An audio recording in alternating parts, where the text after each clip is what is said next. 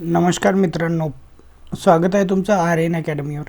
मित्रांनो, या अगोदर आपण हा जो अध्ययन प्रक्रिया आणि स्वरूप व उत्पत्ती हा जो आहे घटक 2 हा याच्या अगोदरच्या व्हिडिओमध्ये आपण बघितलेला आहे। आता याच्या नंतर आपण घटक 2 बघितला, तर यानंतर आपण बघणार आहोत घटक 3। या अगोदर आपण हे घटक 2 मधलं सगळं डिटेल्स बघितलेलं आहे। तर चला, तर आता आपण घटक 3 वर जाऊया।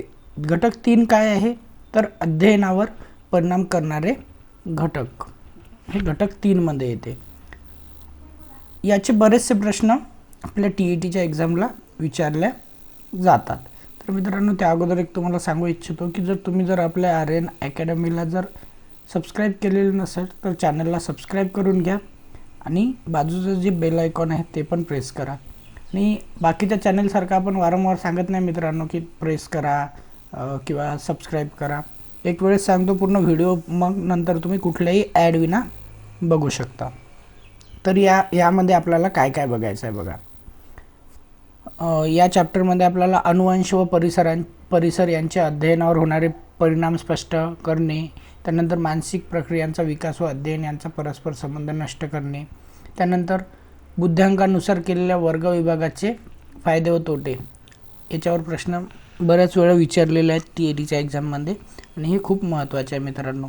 चला, तर जास्त हे करण्यापेक्षा आपण डायरेक्ट चॅप्टर बघूया काय काय आहे ते। बघा मित्रांनो, यामध्ये सुरुवातीला आपल्याला विषयांच्या बाबतीत सारखी असत नाही, म्हणजे याच्यात काय केलेलं आहे मित्रांनो, सुरुवातीला आपण हे बघणार आहोत याचं प्रास्ताविक। अध्ययन प्रक्रिया वाटते तेवढी सोपी नाहीये। अध्ययन सहज, सोपे व सुलभ व गतिमान व्हावे असे प्रत्येकाला वाटते। आता अध्ययन म्हणजे काय, सुरुवातीला आपल्याला अध्ययन म्हणजे काय, अध्ययन आणि अध्यापन अशा दोन प्रक्रिया असतात। तर अध्ययन म्हणजे काय, शिकणे, आणि अध्यापन करणे म्हणजे काय, शिकविणे। तर आपल्याला जे अध्ययन प्रक्रिया आहे ती वाटते तेवढी सोपी नाही, पण प्रत्येकाला वाटते की ते सोपी व्हावी म्हणून।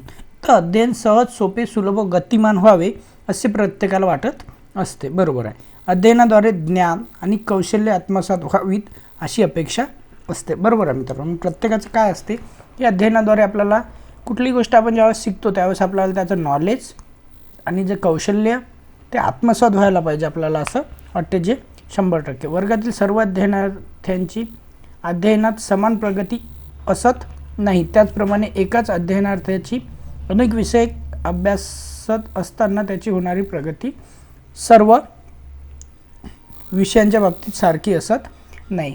काय असते मित्रांनो याच्यामध्ये माहिती आहे का, की एखाद्या वर्गामध्ये एखादा शिक्षक शिकवते, पण शिक्षक शिकवत असताना सगळ्याच मुलांना सगळेच मार्क सगळ्यांना सारखे पडतील असं नसते, किंवा सगळ्याच विषयात, म्हणजे त्याच्या ग्रास्पिंग पॉवरवर डिपेंड असते, तो किती त्याच्यातलं लक्षात ठेवते। आणि विषयानुसार अध्ययनात फरक पडलेला दिसून येतो।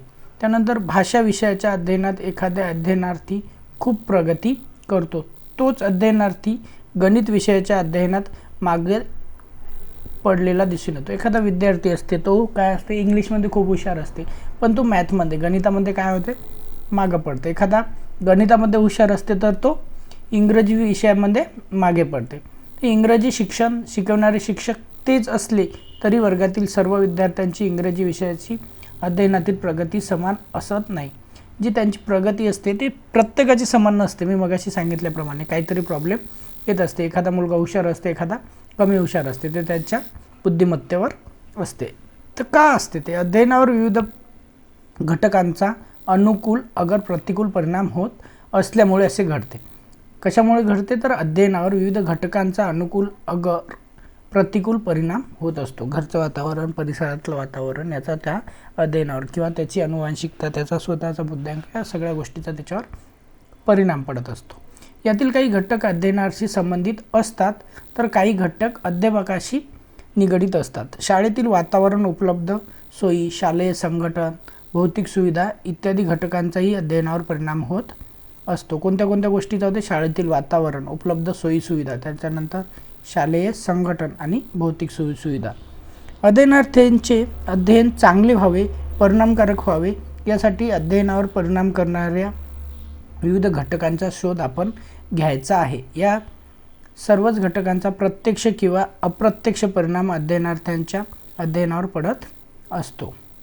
अध्ययन हे प्रत्येक व्यक्तीच्या जीवनावर फार मोठा परिणाम घडवून आणत असते. या घटकांच्या अभ्यासाच्या आधारे अध्ययनास पूरक असे वातावरण आपल्यास निर्माण करता येईल. वातावरणातून अध्ययनाची उत्तम जडणघडण होईल. आता बघा, अध्ययनावर परिणाम करणारे घटक कोणकोणते आहेत ते आपल्याला पाहायचं आहे. अनुवंश.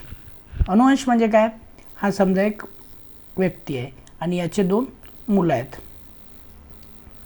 आणि हे या व्यक्तीचे 2 मुलं आहे. तर काय होते की याला जर एखादं ग्रास्पिंग पॉवर किंवा याची जर चांगली असेल, हा हुशार असेल, तर त्याचा मुलगाही हुशार होतो, त्याचा मुलगा हुशार असेल तर त्याचाही मुलगा. याला अनुवंशिकता आपण म्हणू शकतो. म्हणजे पिढ्यानपिढ्या चालू आलेलं असते. त्यात व्यक्ती भिन्नता आणि व्यक्तिविकास यावर अनुवंशाचा मोठा परिणाम होतो. अनुवंश हा शब्द जीवशास्त्राला अतिशय जवळचा आहे. प्रत्येक व्यक्तीमध्ये विविध गुण अथवा दोष तसेच संस्कार अनुवंशाने येत असतात. याचा परिणाम अध्ययनावर होत असतो. हे गुण दोष बालकात केवळ आई वडिलांचेच येतात असे नसून आजी आजोबा तसेच पणजोबाचे पण येऊ शकतात. गुणदोष नवीन पिढीला संक्रमित होत असतात. शारीरिक व्याधी, शारीरिक व्यंग्य तसेच शारीरिक मानसिक दुर्बलता यांसारख्या पिढीजात येणारे दोष अध्ययन प्रक्रियेवर परिणाम करणारे घटक. या 2 गुणांचा परिणाम अध्ययनावर परिणाम व्यक्तिविकासावर सुद्धा होत असतो. जे अनुवांशिकता आहे त्याचा परिणाम जो व्यक्ती आहे त्याच्या विकासावर सुद्धा होऊ शकतो. आता विकासासाठी लागणारी मूळ शक्ती अनुवांशिकता पुरवते. अनुवांशिकतेमुळे व्यक्तिभिन्नता आढळते. अनुवांशिकतेमुळे काय आढळते तर त्या प्रत्येक व्यक्तीमधली जी भिन्नता आहे ती आढळते. अध्ययनार्थ्यांमध्ये कोणती विशिष्ट गुणधर्म आढळतात तसे कोणते दोष आढळतात याचा शोध शिक्षकांनी घेतला पाहिजे. व्यक्तिभिन्नता लक्षात घेऊन अध्ययनार्थ्यांमधील सुप्त शक्तींचा जास्तीत जास्त विकास घडवून आणण्याचा प्रयत्न झाला पाहिजे. त्यानंतर अनुवंश वैशिष्ट्य प्रदान करण्याची व्यवस्था गर्भधारणेच्या वेळी सुरू होत असते. ज्यावेळेस आई गर्भवती असते, मुलगा जन्मायचा असते, त्याच वेळेस ही प्रक्रिया सुरू झालेली असते मित्रांनो. म्हणजेच काय तर अंडपेशी आणि पुरुषांची रेतपेशी यांच्या मिलनातून फलितपेशी निर्माण होते. फलितपेशी ह्या म्हणजे अनुवांशिकता वगैरे असते त्याच्यावर ते डिपेंड असते आणि हे कशा निर्माण होते हे या ठिकाणी सांगितलेलं आहे. आई वडिलांकडून आपल्या संक्रमित होणारी वैशिष्ट्ये फलितपेशींच्या केंद्रात साठवलेली असतात. अनुवंशासंबंधित काही नियम आहेत. बघा, पहिला नियम आहे साधर्म्याचा नियम म्हणून ओळखला जातो. प्रत्येक प्राणी मात्र आपल्या शोभेल अशाच अनुवंश संक्रमित करत असतात. म्हणजे काय असेल की आपल्याला जो काही मुलगा किंवा मुलगी होते तो एक तर आईसारखा होते किंवा वडिलांसारखा होते. त्यानंतर आहे दुसरा नियम आहे वैविध्याचा किंवा विविधतेचा नियम, लॉ ऑफ व्हेरिएशन. होय, पुष्कळ वेळा बालकांच्या आईवडिलांशी साम्य असते. बघितलं असेल तुम्ही की एक तो मुलगा झाला तर तो वडिलांसारखा किंवा आईसारखा दिसते, मुलगी झाली तर ती आईसारखी किंवा वडिलांसारखी दिसत असते. पण काय होते की क्वचितच प्रसंगी रंगमनायांचे मिश्रण अनन्यसाधारण असते व त्यामुळे कोणत्याही 2 बालकात पूर्णपणे एकरूपता आढळत नाही. याला अनुवंशाच्या वैविध्याचा नियम असे म्हणतात. या नियमाप्रमाणे प्रत्येक कुटुंबातील व्यक्तीचे परस्पराशी साधर्म्य असते तर काही बाबतीत त्यांच्यात विविधता आढळते. त्यामुळे एका साच्यातून तयार केलेल्या गणपतीसारखी त्याची स्थिती नसते. हे तुमच्या लक्षात आलं असेल की दुसरा नियम काय. आता बघा तिसरा काय आहे तर तिसरा नियम आहे परागतीचा नियम. कशाचा आहे? परागतीचा नियम. जेव्हा वैविध्याचा नियम प्रकर्षाने पाळलेला आढळतो तेव्हा अपवादात्मक व्यक्ती जन्माला येतात. या नियमानुसार पुढील पिढीत जन्माला येणारी मुले सरासरीकडे झुकतात. उंच आईवडिलांची मुले उंचीच्या बाबतीत सरासरीकडे झुकतात. लठ्ठ आईवडिलांची मुले बाबतीत सरासरीकडे वळतात. काही वेळा आईवडिलांचे संपादित गुण मुलांचे संक्रमित झालेले दिसतात. पण असे गुण विशेषतः संपादित गुण मुलांमध्ये संक्रमित होतात का तर याला आपण पुरावा उपलब्ध नाही आहे, आधार नाही आहे. मज्जासंस्था, स्नायूसंस्था, स्वरयंत्र रचना या गोष्टीवर अनुवंशांचा परिणाम होतो. पण अभिरुची किंवा कौशल्य संपादन वैशिष्ट्य संक्रमित होण्याची कोणतीही यंत्रणा नाही. पण एवढे मात्र घडू शकते की एखाद्या संपादित कला आत्मसात करण्यासाठी आवश्यक असणारी शरीररचना अनुवंशाने प्राप्त झाल्यामुळे ती कला ते मूल लवकर आत्मसात करू शकते. गायकाच्या मुलाला गाण्याची कला लवकर आत्मसात होत असे. कसं असतं मित्रांनो की एखादा जर वडील कुठल्या गोष्टीमध्ये पारंगत असेल तर ती जन्मजात त्याच्यातल्या काही गोष्टी त्या मुलामध्ये येत असतात. जसं की इथं उदाहरण दिलेलं आहे गायकाचं. गायकाच्या मुलाला गाण्याची कला काय आहे ते लवकर आत्मसात होते. म्हणजे म्हणतात नव्हते की माझ्या रक्तात आहे म्हणते, रक्तात, त्याच्यामुळे ते येत असते असं म्हणतात. अनुवंशासंबंधी इसवी सन 1860 ग्रेगार मेंडेल यांनी प्रदीर्घ संशोधन केले. वाटाण्यावरून प्रयोग करून त्यात संकर घडवून आणला. या प्रयोगावरून नवजात पिढीकडे मागील 3 पिढ्यांचे गुणदोष संक्रमित होतात हे शोधून काढले.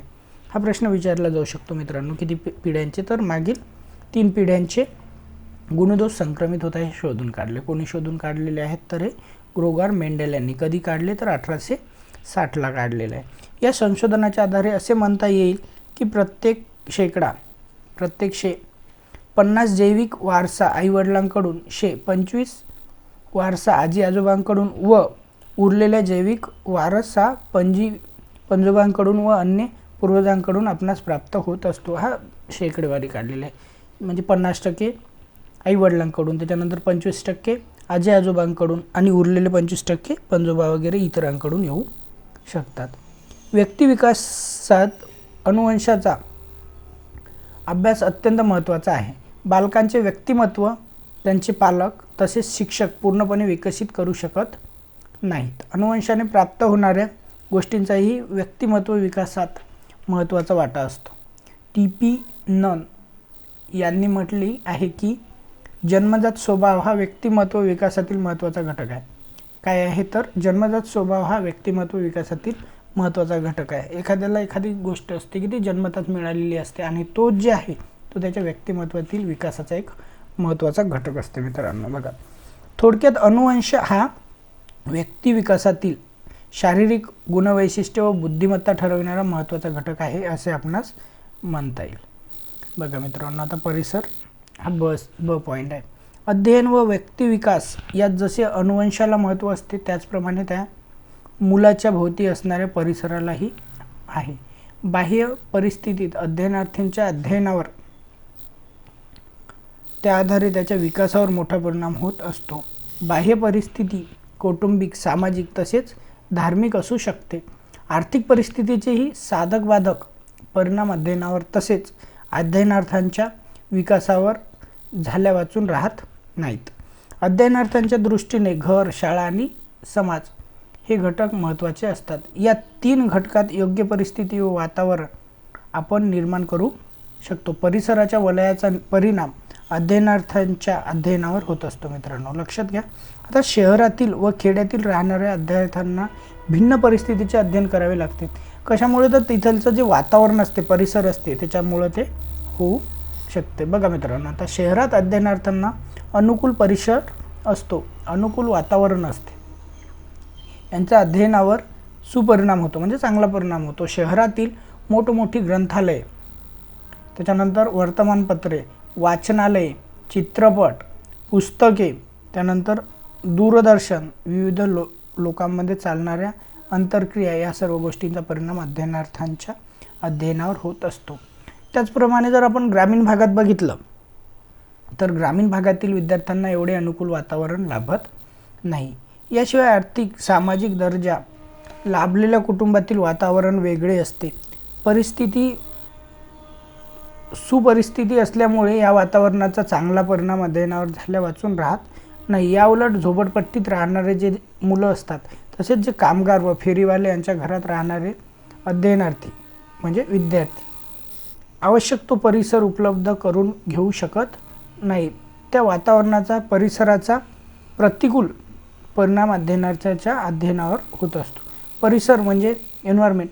परिसराला व्यक्तिमत्व विकासात काही जण खूप महत्त्व देतात. परिसरच माणसाचे व्यक्तिमत्व घडवितो असे म्हणतात.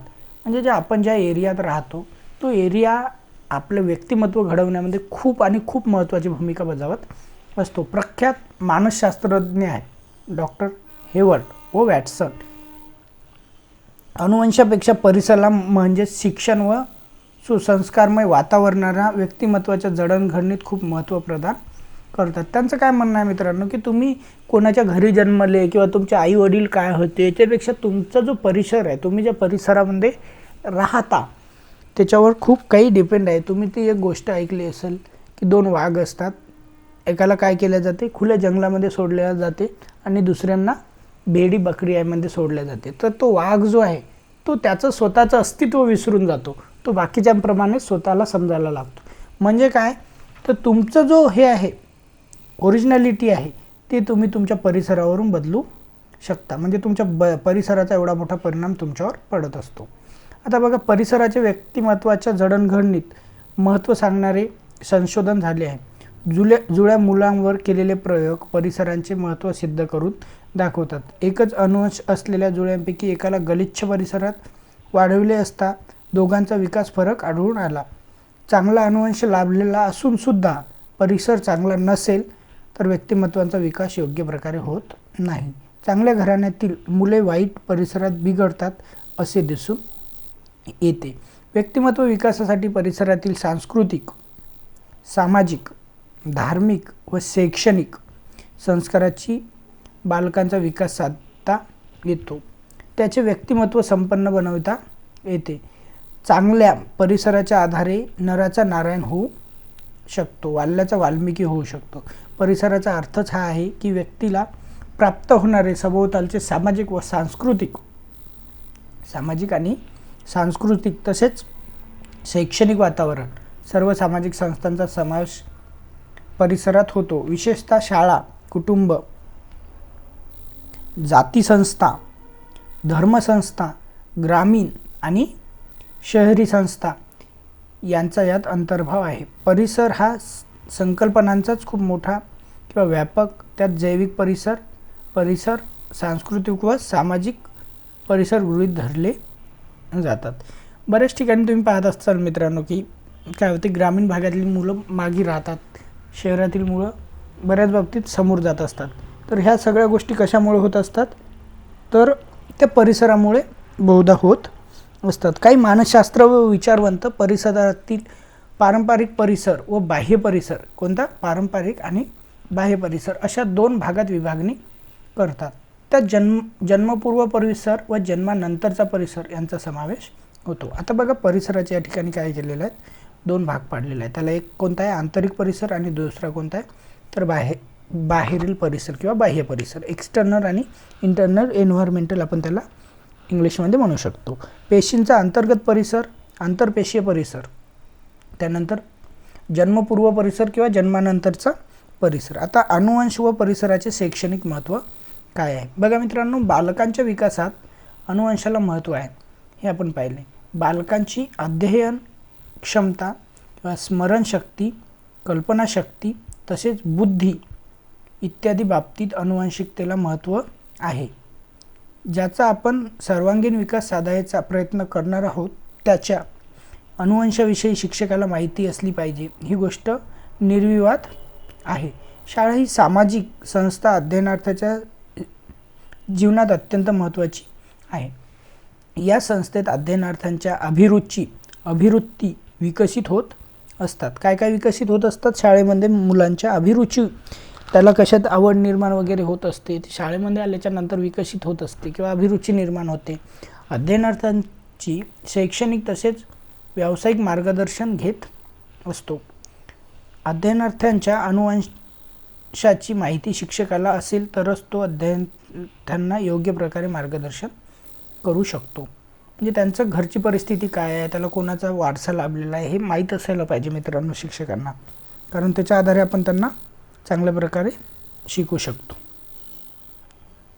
बघा, अनुवंशाबरोबरच अध्ययनार्थांच्या भोवतालच्या परिसराचीही अद्ययावत माहिती शिक्षकाला असणे अत्यंत गरजेचे आहे. अध्ययनार्थी कोणत्या परिसरात राहते, तेथे असलेल्या वाड्या वस्त्या आपसातले वातावरण शिक्षकाला ज्ञात असले पाहिजे. त्या परिसरात असलेल्या सामाजिक संस्था, मित्रपरिवार यांचा अध्ययनार्थावर व्यक्तिमत्वावर खोलवर परिणाम होत असतो मित्रांनो. त्याच्याभोवती योग्य वातावरण निर्माण करून अध्ययनार्थ्यांची जडणघडण शिक्षक करू शकतात. आज सामाजिक परिसरात सर्वत्र भ्रष्टाचाराचे, व्यसनाधीनता, गुन्हेगारीचे साम्राज्य पसरलेले आहे. सामाजिक मूल्ये पायी तुडवली जातात. या परिसरात आपल्या अध्ययनार्थी वावरत आहे यासाठी शिक्षकांच्या जाणीवपूर्वक मार्गदर्शनाची नितांत आवश्यकता आहे. कशी आवश्यकता आहे तर नितांत आवश्यकता आहे. त्यानंतर चांगले मित्र, चांगले शेजारी, आदर्श गुरु, निस्वार्थी व सेवाभावी मंडळी, ध्येयनिष्ठ व कर्तव्यदक्ष व्यक्ती असा चांगला परिसर विद्यार्थ्यांना घडविणारा आहे. शिक्षणाच्या माध्यमातून या चांगल्या परिसराचा उपयोग करून तसेच या अनुवंश व अनुवंश विचारात घेऊन बालकांचा विकास आपणास घडवायचा आहे. तर बघा मित्रांनो, हे झालं सगळं परिसराच्या बाबतीत आणि परिसराचा खूप मोठा इफेक्ट याच्यावर पडू शकतो की आपण कुठल्या परिसरात राहतो त्याच्या व्यक्तिमत्वावर पडत असतो. मानसिक प्रक्रिया काय आपण हे तिसऱ्या भागात पाहूया. अध्ययनार्थीचे शारीरिक मानसिक स्वास्थ्य चांगले असले पाहिजे. तर एखाद्याचं शारीरिक आणि मानसिक स्वास्थ्य जर चांगलं नसेल तर तो अध्ययनार्थी चांगल्या प्रकारे अध्ययन करू शकणार नाही. अध्ययनात शारीरिक स्वास्थ्य इतकेच मानसिक स्वास्थ्याला महत्त्व आहे. अध्ययनार्थ्यांचे मन आनंदी व उत्साहित असले तर त्याचा अध्ययनावर सुपरिणाम म्हणजे चांगला परिणाम होऊ शकतो. निराश, चिंताग्रस्त तसेच मानसिक ताणाच्या भोवऱ्यात सापडलेले मन अध्ययनात एकाग्र होऊ शकत नाही. कसं असतं मित्रांनो, एखाद्याला जर कुठलं टेन्शन असेल, काही जर तो चिंताग्रस्त असेल तर त्याचं मन एकाग्र होणारच नाही. तुम्ही किती म्हणजे तुम्ही पाहिलं असेल, जर तुम्ही जर स्पर्धा परीक्षेची TITची वगैरे तयारी करत असाल आणि तुम्ही जर कुठंतरी तुमचं दुसरीकडं मन असेल, कितीही तुम्ही त्या पुस्तकामध्ये डोकं खुपसवा पण तुमच्या मनात जो असते तो बाहेरचा असते. म्हणजे तुमच्या ज्यावेळेस मनामध्ये चिंता असते त्यावेळेस तुमचं अध्ययन होऊ शकत नाही किंवा तुमचं एकाग्र मन होऊ शकत नाही. आता बघा, दृष्टीदोष, श्रवणदोष, दीर्घ आजारपण, आंधळेपण यांचा जसा अध्ययनावर विपरीत परिणाम होतो तसाच मानसिक दडपणाचा व मानसिक अस्वास्थ्याचाही अध्ययनावर वाईट परिणाम होत असतो. जीवन जगत असताना आपण विविध अनुभव मिळवित असतो. या अनुभवातून आपले अध्ययन होते. आपण बरेच काही शिकलो. आपल्या बाह्य जगाचे ज्ञान होते. बाह्य जगाचे ज्ञान होत असताना आपण मिळवित असलेल्या ज्ञानाची मुळाशी काही मानसिक प्रक्रिया घडत आहेत. त्या घडत असताना मानसिक प्रक्रियांचा संबंध शेवटी प्रक्रियेशी येतोच. या संबंधात घडणाऱ्या मानसिक प्रक्रियांचा विचार करता क्रमशः आपण करणार आहोत. अध्ययनार्थावर परिणाम करणारे मूळ घटक म्हणून मानसिक प्रक्रियांकडे आपण पाहणार आहोत. संवेदना आणि अवबोधन प्रतिमा. आता संवेदना आणि अवबोधन प्रतिमा काय आहे आपण पाहू. याच्यावर बरेच वेळेस प्रश्न पडलेला आहे मित्रांनो. त्याच्यामुळे अवबोधन प्रतिमा काय आणि संवेदना काय आहे हे चांगल्या प्रकारे समजून घ्या मित्रांनो. बघा, ज्ञानेंद्रियामार्फत आपण जगाशी संपर्क प्रस्थापित करतो. ज्ञानेंद्रिय नसती म्हणजेच काय, डोळे, कान, नाक, जीभ आणि त्वचा नसती तर बाह्य जगाशी आपण संपर्क कसा साधला असता. तर विशिष्ट ज्ञानेंद्रिय विशिष्ट प्रकारचे कार्य करत असते म्हणून बाह्य जगाशी आपण संपर्क ठेवत आहोत. डोळे काय करतात तर पाहतात, कान काय करतात ऐकतात, नाक काय करते वास घेते, जीभ काय करते आपल्याला कुठली चव आहे ती आपल्याला कळते. त्याच प्रकारे त्वचेचा काय उपयोग आहे तर त्वचा स्पर्श ज्ञान आपल्याला प्राप्त करून देत असते. एखादा चेतक दिसला की ज्ञानेंद्रिय उद्दीपित होतात. त्याचा बाह्य वस्तूचा चेतकावर परिणाम होतो. हा चेतकावर झालेला परिणाम मज्जातंतूमार्फत मेंदूकडे पोहोचविला जातो. मेंदूला बाहेर काही असल्याची जाणीव होते. बाह्य उद्दीपकासंबंधी अगदी प्रथम होणारी प्राथमिक स्वरूपाची मानसिक क्रिया होय. मानसिक क्रियेला संवेदना असे म्हणतात. कशाला संवेदना म्हणतात तर मानसिक जी क्रिया असते त्या क्रियेला संवेदना असे म्हणतात. जर आपल्याला पायाला जर काटा रुतला तर तो काटा रुतल्याच्या नंतर आपल्याला ते पाय कोणाला सांगते, मेंदूला सांगते, अरे बघ म्हणते तुला काटा रुतला म्हणते, मग आपल्याला संवेदना होते. संवेदनेचे शुद्ध, स्वच्छ आणि निर्भीड असते. कोणतीही संवेदना निर्माण होण्यासाठी बाह्य उद्दीपकाची आवश्यकता असते. उद्दीपक नसेल तर संवेदना निर्माण होणार नाही. उद्दीपकाबरोबर संवेदना निर्मिती ज्ञानेंद्रिये व मज्जासंस्था यांचं महत्त्व आहे. मज्जासंस्थेत मज्जारज्जू, मज्जातंतू, लहान व मोठा मेंदू यांचा समावेश होतो. संवेदन क्षमता ही ज्ञानेंद्रियांच्या क्षमतेवर अवलंबून असते. विविध प्राण्यांच्या संवेदन क्षमता भिन्न असतात. संवेदन क्षमता निर्माण होणे हे आपल्या इच्छेवर अवलंबून असते. उकिरड्यांजवळून गेल्यावर कुबट वास येतो. उम्मट असा वास येत असतो. आपण जर उकंड्याजवळून गेलो तर दूरवर नजर गेली की क्षितिज दिसणारच. तुम्ही जर कधी समुद्रकिनारी गेलेले असाल तर तुम्हाला असं वाटते की तिथं संपलं की तिथं काय क्षितिज म्हणतात. जिथं आभाळ जमिनीला टेकल्यासारखं वाटते त्याला काय म्हणत असतो, क्षितिज म्हणत असतं. म्हणून म्हणतात की दूरवर नजर गेली तर तिथं क्षितिज हे दिसणारच. तर बघा, संवेदनेला अर्थ लावला की त्याचे अवबोधन रूपांतर होते. संवेदनेला अर्थ प्राप्त करून देण्याचे काम मन करते. संवेदनेला अर्थ प्राप्त करून देण्याचे काम कोण करते तर मन करत असते. अवबोध आणि संवेदनाचा सूत्र स्वरूपाने असा लिहिला येईल.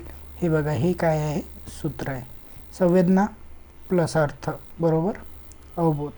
त्याच्यानंतर अवबोध मायनस अर्थ बरोबर संवेदना. इकडून इकडे गेलो अवबोध झाला, इकडून इकडे गेलो या साईडनं अवबोध, त्याच्यातून अर्थ मायनस केला की संवेदना येते. मित्रांनो, इथपर्यंत तुम्हाला कुठल्याही प्रकारचा काही प्रॉब्लेम असेल असं मला तरी वाटत नाही. मित्रांनो, आता बघा, अवबोध म्हणजे अर्थपूर्ण संवेदना. आता याच्यामध्ये आपल्याला काय करायचं आहे मित्रांनो, हे जे आहे अवबोध म्हणजे अर्थपूर्ण संवेदना आणि संवेदना म्हणजे अर्थरहित ज्ञान, हे बघायचं आहे की काय आहे नेमकं याच्यामध्ये. ज्या क्षणी संवेदनेला अर्थ प्राप्त होतो त्या क्षणी संवेदनेला अवबोध म्हणतात. बघा मित्रांनो, काय आहे तर ज्या क्षणी संवेदनेला अर्थ प्राप्त होतो त्या क्षणी संवेदनेला काय म्हणतात तर अवबोध असे म्हणतात. संवेदना नेमकी कोठे संपते व अवबोध नेमका कोठे सुरू होतो हे सांगता येणे अवघड आहे. शुद्ध संवेदनेची अनुभूती पाळण्यातील बालकाला घेता येते, पण ते बालक संवेदनेबद्दल काय आणि कसे सांगणार. एखाद्या मुलाला संवेदना घेता येईल पण ते कसं सांगणार, आपण त्याच्याशी बोलू शकत नाही किंवा तो व्यक्ती आपल्यासोबत तो पालक बोलू शकत नाही. मानसशास्त्रज्ञांच्या मते प्रौढ व्यक्तींच्या बाबतीत शुद्ध संवेदन असू शकत नाहीत, कारण प्रौढ व्यक्तींची वस्तूचा अनुभव घेतलेला असतो. संवेदनेच्या बाबतीत त्यांना अर्थ प्राप्त झालेला असतो. अशी संवेदना शुद्ध स्वरूपात न राहता त्याचे अवबोधन रूपांतर होत असते. समाविष्टवादी संप्रदायाने अवबोध व मानसिक प्रक्रियेचे विशेष अभ्यास केलेला या ठिकाणी आढळतो. त्याचे म्हणणे असे आहे की संवेदनामार्फत आपल्याला जे आकलन होते ते पूर्ण होत असते. त्याच्या मते समग्रता हा अध्ययन पद्धतीचा आत्मा आहे. अध्ययन प्रक्रियेचा आत्मा कोणता आहे तर तो आहे समग्रता. समस्येचे एकाच सूक्ष्म निरीक्षण केले की तिचे मर्म माहीत होते. यातून समस्या सोडवण्यासाठी युक्ती सापडते. समस्येच्या मर्मावरच आपली दृष्टी केंद्रित होते. वस्तूंचे ज्ञान किंवा बोध आपल्याला एकत्रित होतो. नंतर आपले त्या वस्तूंचे भागाकडे आपले लक्ष जाते. प्रथम आपल्याला आगगाडी समग्र स्वरूपात दिसते, नंतर इंजिन, डब्बे, गाडीचा डब्बा, चाके, डब्याचा रंग, श्रेणी इत्यादीचा बोध होतो. एखाद्या वस्तूचे आपण निरीक्षण करीत असताना त्या वस्तू समग्र रूपात आपणास दिसते. नंतर आपण ही वस्तू भागशः पाहत असतो. आपल्याला जाणवणाऱ्या अवबोधात बाह्य उद्दीपकाचे घाट निर्माण होतात. बाह्य उद्दीपकांचे वर्गीकरण करताना काही तत्त्वज्ञानाचा आपण अवलंबन करत असतो. बघा मित्रांनो, काय म्हणते इथं, वस्तूंचे ज्ञान आणि अवबोधन आपल्याला एकत्रित होते. नंतर आपले ज्ञान वस्तूंच्या भागाकडे हे होते. तर प्रथम आपल्याला आगगाडीचा समग्र स्वरूपात दिसते. म्हणजे आपण जेव्हा लहान असतो किंवा हे असते तर आपल्याला फक्त एवढंच कळते की आगगाडी असते बा. त्याच्यानंतर मग बाकीच्या सगळ्या गोष्टीचं आपल्याला काय व्हायला लागते, ज्ञान व्हायला लागते. आता बघा, आपल्याला काय बघायचं आहे, सान्निध्य बघायचं आहे. तर सान्निध्यामध्ये काय काय येते काय नाही येत हे आपण बघणार आहोत. सान्निध्य म्हणजे काय तर सोबतच्या आकृतीत तीन ठिपक्यांचे 5 गट आहेत. एकूण 5 ठिपके आहेत. हे 5 गट आपणास दिसतात. यांच्यातील सान्निध्यामुळे रेल्वेतून प्रवास करताना 2 जवळजवळ असलेली झाडे आपणास त्यांच्यातील सानिध्यामुळे जाणवतात. उरलेली झाडे असतात पण ती एकमेकांपासून दूर असतात. आपल्याला त्या दोन झाडांचा गट जाणवतो, हे केवळ त्यांच्यातील सानिध्यामुळे. अच्छा, म्हणजे हे जे पॉईंट दाखवलेले आहेत, इथून जर आपण पाहिलं तर हे आपल्याला हे दोन झाडं, हे दोन झाडं, हे दोन झाडं असा गट आपल्याला तिथून आढळते. ठीक आहे, सानिध्याचं उदाहरण आहे मित्रांनो. त्यानंतर सादृश्य. शेजारीत आकृतीत पोकळ गोल त्रिकोण अधिक चिन्ह यांची आपणास जाणीव होते. विशिष्ट आकार पुन्हा पुन्हा आल्यामुळे सादृश्य जाणवते. लहान वस्तू मोठ्या वस्तू एकत्र ठेवल्या की सादृश्यामुळे लहान वस्तूंचा एक व मोठ्या वस्तूंचा एक असे दोन गट जाणवतील. रस्त्यावरील वाहनांचे सायकली, स्कूटर, मोटार, ट्रक असे गट सादृश्यामुळे तयार होतात. बघा मित्रांनो, आता लहान गट ॲटो, ट्रॅक्टर, सायकल, मोटरसायकल हे कशात येते? सगळं सादृश्यामध्ये येते. किंवा मग आपण पाहिलं 2-2 सायकल आहे, 2 मोटरसायकल आहे, 2 बस आहे, हे कशात येते? तर 1 नंबरमध्ये येते, सानिध्य. एवढं तुम्हाला सादृश्य आणि सानिध्य त्यातला फरक कळालेला असेल. आता अखंडत्व काय आहे हे बघणार आहोत आपण.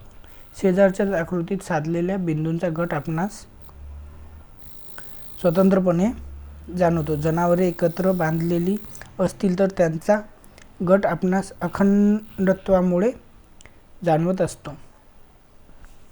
आता समावेश काय आहे? चौथा, जाड पत्र्यातील किंवा कागदावर अक्षरे कापून खुर्च्या, टेबल, कपाट यावर नावे टाकलेली आपण पाहतो. वास्तविक ती पूर्ण नसतात, तुटक असतात, पण आपले मन मोकळ्या जागा भरून काढते. ती अक्षरे आपणास पूर्ण दिसतात. हे याप्रमाणे मित्रांनो इथं जे दाखवलेलं आहे त्या प्रकारे. त्याच्यामुळे आपल्याला हे जरी ई ॲक्च्युअलमध्ये असा नसला ई तरी आपण समजून घेतो, कारण आपलं जे मन आहे ते त्या जागा भरून काढत असतात. एखाद्या वेळेस तुम्ही पाहिलं असतील की एखादा शब्द आपल्या जर रोजच्या याच्यातला असेल, वाचनातला असेल आणि तिथं जर आला तर तो आपल्याला सरळ वाटायला लागतो. जसं एखादा शब्द आहे नम आणि हे जर मनाच्या जागी जर टाकलं तर आपण याला मन वाचून टाकतो. असं होते कधी कधी मित्रांनो. म्हणजे तो आपलं मन आपल्याला, म्हणजे एखाद्या वाक्यात माझं मन असं म्हणता म्हणता आपण नम टाकलं तर ते मन वाचून देते, असं होत असते कधी कधी. तर ते येते समावेशमध्ये. आता मनाचा कल हे पुस्तक बाहेरून घडलेले आहे की आतून, हा बोध मनाच्या कलावर अवलंबून असतो. आता हे जे पुस्तक आहे हे आता आपण कसं सांगू शकणार की बाहेरून आहे की आतून उघडलेलं आहे? तर ते काय असते? आपल्या मनाचा कल असते मित्रांनो. अवबोधातील दोष काय आहेत आपण ते दोष बघूया इथं. आपण आपल्या पूर्वीच्या अनुभवानुसार संवेदनांचा अर्थ लावित असतो. कधी कधी अनुवंशाच्या अपुरेपणामुळे अवबोधात दोष निर्माण होतात. हे दोष निर्माण झाल्यामुळे भ्रम, भास किंवा विपरीत बोध होतात. काय होते? भ्रम, भात किंवा विपरीत बोध होत असतात. आता इंद्रिय भ्रम काय आहे? बऱ्याच वेळेस विचारलेलं आहे मित्रांनो, हा इंद्रिय भ्रम विचारू शकते. उद्दीपक अस्पष्ट असला किंवा पार्श्वभूमी बदललेली असली की ज्ञानेंद्रियाकडून चुकीचा अर्थ लावला जातो. आता त्याचे उदाहरण दिलेले असतील काही. रस्त्यावर पडलेल्या दुधाच्या बाटलीची बूच उन्हात चकचकते, आपल्याला ते रुपयाच्या नाण्यासारखे वाटते, ते आपण उचलतो. बऱ्याच वेळेस काय होते मित्रांनो, एखाद्या वेळेस असं होते आपण गाडीनं वगैरे चालले राहतो, तिथं आपल्याला ते कॉईन दिसल्यासारखं वाटतं, गाडी थांबवतो, उतरतो, पण ते काहीतरी दुसरंच असते. मग आपण तिथं त्याला काय म्हणते? इंद्रिय भ्रम म्हणते. आपल्याला डोळ्याला वाटते की ते कॉईन आहे पण ते ॲक्च्युली दुसरंच काहीतरी असते. तो आपला काय आहे? तर इंद्रिय भ्रम आहे. कातड्यांच्या निर्जीव पट्ट्याच्या अंधारात साप समजणे, आपण घाबरून जातो. हा प्रश्न विचारलेला आहे मित्रांनो की हे कशात येते म्हणून. कातड्यांच्या निर्जीव पट्ट्याला अंधारात साप समजून आला तर ते काय येते? तर ते इंद्रिय भ्रममध्ये येते मित्रांनो. आपण त्याला काय समजतो? साप समजतो आणि आपण घाबरून जातो. पाणी असलेल्या काचेच्या भांड्यात ठेवलेली लाकडी पट्टी वाकडी आहे असे वाटते, ते सुद्धा कशात येते? हे खूप महत्त्वाचं आहे मित्रांनो. इंद्रिय भ्रम विचारतात 100%. त्यानंतर शेजारच्या रुळावरून चालणाऱ्या आगगाडीकडे पाहून आपली गाडी सुरू झाली असं आपल्याला भास होतो. कधी जर तुम्ही रेल्वेत बसला असाल तर हे आपण अनुभवलेलं असेल. इथं काही य र काही आकृत्या दिलेल्या आहेत. बाणांची दिशा बदलल्यामुळे अ पेक्षा ब हा रेषाखंड मोठा वाटतो. आकृती 2 मध्ये समांतर रेषा य आणि र समांतर वाटतात. हे बघा मित्रांनो, हे दोन हे सगळे कशाचे उदाहरण आहेत, तर हे आहेत इंद्रिय भ्रमाचे उदाहरण. हे तुम्हाला इथपर्यंत कळालेलं असेल. याच्या बाहेरचा क्वेश्चन सरासरी पडत नाही मित्रांनो. आता चित्तभ्रम काय आहे, चित्तभ्रमावर सुद्धा विचारू शकतात. तर उद्दीपक समोर नसताना आपणास भास होतात. म्हणजे काय, तर समोर उद्दीपकच नाही आहे आणि आपल्याला भास होतो. काय आहे नेमकं चित्तभ्रम काय आहे बघूया आपण. नसल्यामुळे संवेदना निर्माण होत नाहीत. मनाच्या विशिष्ट प्रकारच्या अवस्थेमुळे चित्तभ्रम होतो. भावनाक्षोभ हे चित्तभ्रमाचे प्रमुख कारण असते. चित्तभ्रमाचं प्रमुख कारण काय आहे, तर ते आहे मित्रांनो भावनाक्षोभ. प्रमुख कारण आहे मित्रांनो, हे विचारले जाऊ शकते. ठीक आहे, पाठच करून ठेवा. हे चित्तभ्रमाचे प्रमुख कारण आहे. मनाची अतिसंवेदनशील अवस्था तसेच विचारापेक्षा भावनेला प्राधान्य देण्याची वृत्ती यासुद्धा चित्तभ्रमाची कारणे आहेत. काही वेळा मृत झालेली व्यक्ती आपणास हाक मारीत आहे असा भास होतो. चित्तभ्रम हे व्यक्तिगत असतात. चित्तभ्रमात वास्तवता नसते, काल्पनिकता असते. चित्तभ्रम हा व्यक्तीच्या कसं असते मित्रांनो, एखाद्या वेळेस काय होते, आपल्या घरचं कोणतरी एक्सपायर होते किंवा बाहेरचं कुठेतरी आपण जात असतो, तर आपल्याला असं वाटते की किंवा कोणी मेलेलं सरण वगैरे दिसते, आपण त्याचा दिवसभर विचार करतो. मग रात्री स्वप्नातही आपला ते दिसते आणि असं वाटते समोर काही दिसलं की तेच हाक मारत आहे, आपल्याला बोलत आहे असं वाटते. तर बघा, आंतरिक अवस्थेमुळे होतो. चित्तभ्रम वारंवार होणे चांगले नाही. कदाचित त्यातून तीव्र स्वरूपाची मानसिक व्याधी निर्माण होण्याची शक्यता असते. तुम्ही पाहिले असतील बरेच लोक पागल होतात, तर कशामुळे होतात, ते हे चित्तभ्रमानेचंही ते एक कारण असू शकते. अवबोधातील आकृती आणि पार्श्वभूमी. आता आपण अवबोधातील आकृती आणि पार्श्वभूमी बघणार आहोत.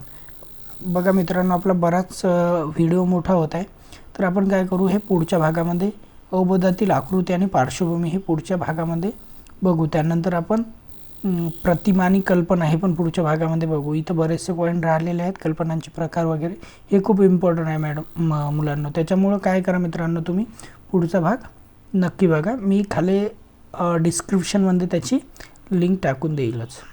चला मित्रांनो, थँक्यू. आणि तुम्ही जर अजूनही चॅनलला सबस्क्राईब केलेलं नसेल तर कृपया चॅनलला सबस्क्राईब करून घ्या मित्रांनो. धन्यवाद.